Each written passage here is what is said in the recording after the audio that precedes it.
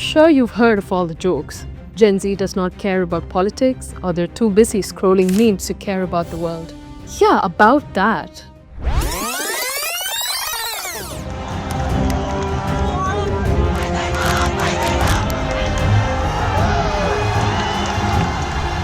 Across South Asia, the so-called unserious generation has been anything but.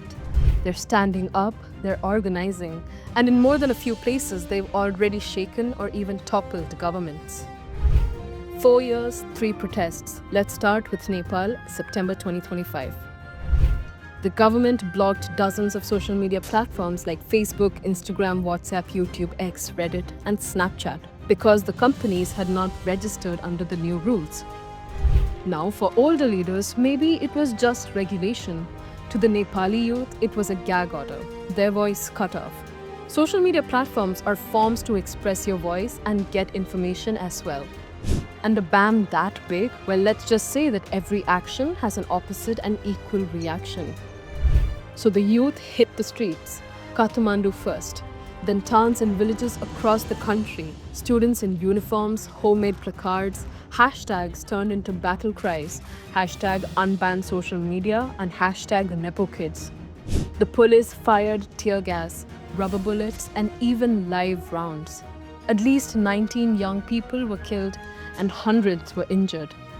Under pressure, the ban was lifted and Prime Minister KP Sharma Oli resigned. But the anger did not fade, the demands got bigger. Transparency, anti-corruption, an end to elite privilege, and even a call to rewrite the constitution. Still think that Gen Z is not political? Well, then let's rewind again. To 2024, just last year in Bangladesh, when the government restored a job quota system favoring ruling party loyalists. When the High Court reinstated this quota, students accused it of trading merit for nepotism, and protests swelled into nationwide unrest. Clashes with the police left over 100 dead and thousands detained. Demands quickly shifted from jobs to justice and an end to autocratic rule. Under mounting pressure, Prime Minister Sheikh Hasina resigned on August 5, 2024, fleeing Dhaka as an interim government took charge. Need more proof? Well, let's go another 2 years back. In Sri Lanka, soaring fuel prices and food shortages in 2022 pushed Gen Z and young professionals onto the street. What began as peaceful protests swelled into a massive movement. Demonstrators stormed the presidential palace, forcing President Gotabaya Rajapaksa to flee and resign. In one summer, decades of the Rajapaksa family crumbled, proof that even entrenched dynasties can fall when a generation says enough. And this energy is not unique to South Asia. Look at Thailand's 2020 to 2021 youth protests against the military rule, or Hong Kong's 2019 democracy movement led by students. In Chile, young people pushed for a new constitution. In the US and across Europe, the youth drives climate strikes and racial justice marches everywhere. The pattern is clear. Young people around the world are demanding systems that deliver and not just slogans. Why now? Well, Gen Z grew up online. They compare their leaders to global standards instantly. They are able to draw contrasts with the rest of the countries and see inequality. And because of the internet, information is available at the tip of your fingers. They see privilege flaunted on Instagram while struggling with debt or unemployment themselves. They don't wait for political parties to act. They self-organize on Telegram, Discord, and TikTok. Social media platforms have become the generation's voice to spread their political ideologies and learn from other activists and experts. But let's be clear, these uprisings are risky. Governments sometimes respond brutally. Nepal's casualties are a stark reminder that promised reforms can evaporate once protests fade. Older power networks, judiciaries, militaries, big businesses have the power to reassert control. In Sri Lanka, for example, many of the same elites remain influential even after Rajapaksa's ouster. Still, dismissing these movements as unserious misses the point. Revolutions rarely arrive as polished speeches.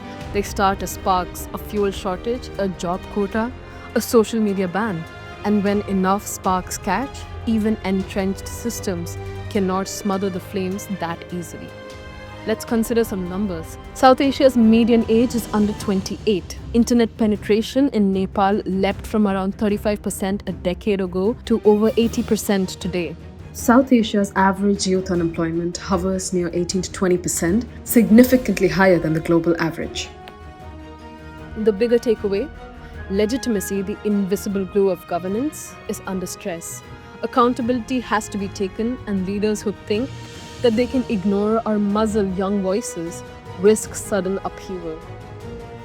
It means that the next wave of leaders is already testing the walls of power. And when history looks back, let's hope that these Gen Z protests are not seen as fleeting tantrums, but as the first drafts of a new political era. For more such stories like this, stay tuned to Mint.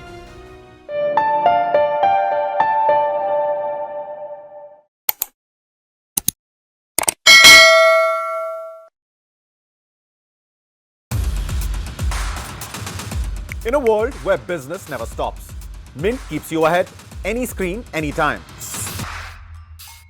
From studios to the ground, Mint breaks down business, leadership, and lifestyle, boldly, visually, and smartly.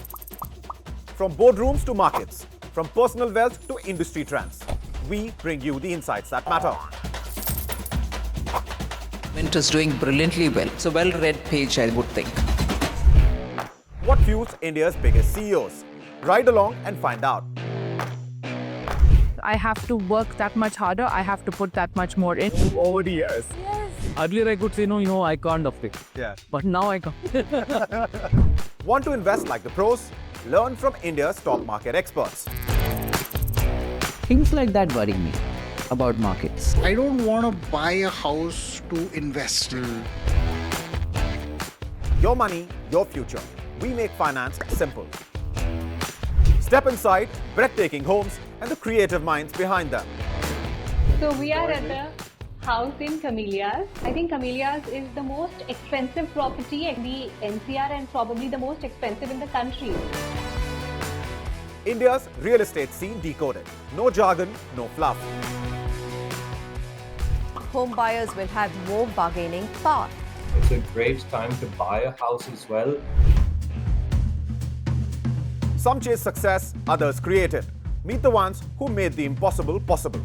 I don't want to be a doctor, I don't want to be an engineer, I don't want to be an accountant. And that's the most fragile thing.